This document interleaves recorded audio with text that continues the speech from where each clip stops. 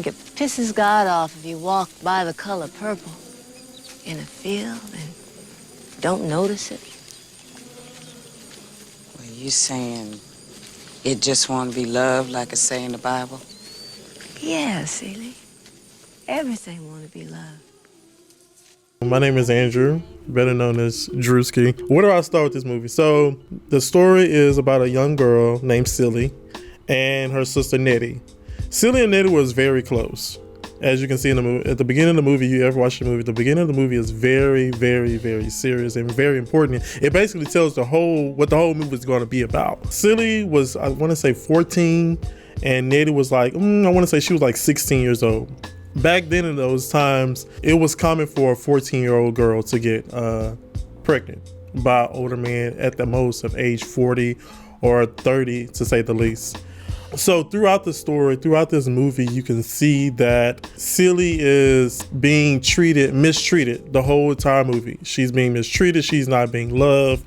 She's being hated on. So in her book, she's writing a letter to God. She's writing a letter to God because she wants to know, why am I not being loved? Why is everybody around me, surrounding me? Why is everybody being loved besides me? Why am I being outcast as the ugly girl? You children are so clean. Would you like to work for me? Be my maid?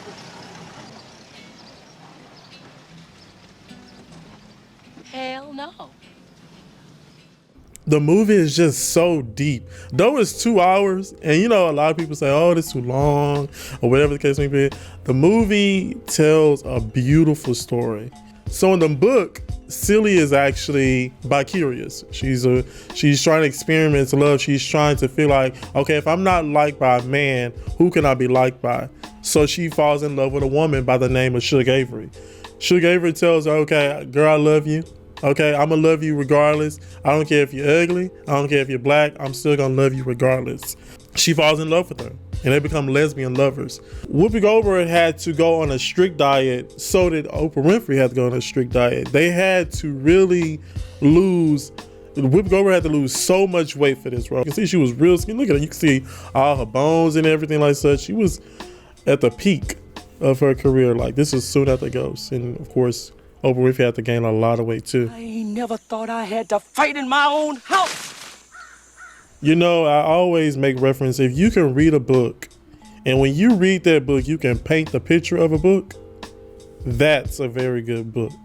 And so Steven Spielberg actually painted the picture of this book. For prime example, Suge Avery and Celie, they had, in the book, Alice Walker made them lesbian lovers. But as you can see in the movie, you know, Spielberg, he painted the picture. He let you know, okay, these were some lovers. Because, you know, back then, in these 1900s, it was a secret. Look at them trees. Ever notice how trees do everything to get attention that we do? Except walk. I don't know.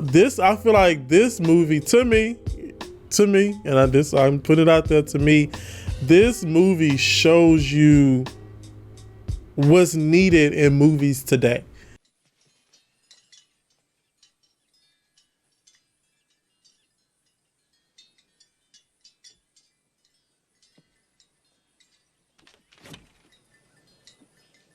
You expecting anybody? My name is Andrew, known as Drewski, and this has been Talk Your Flick.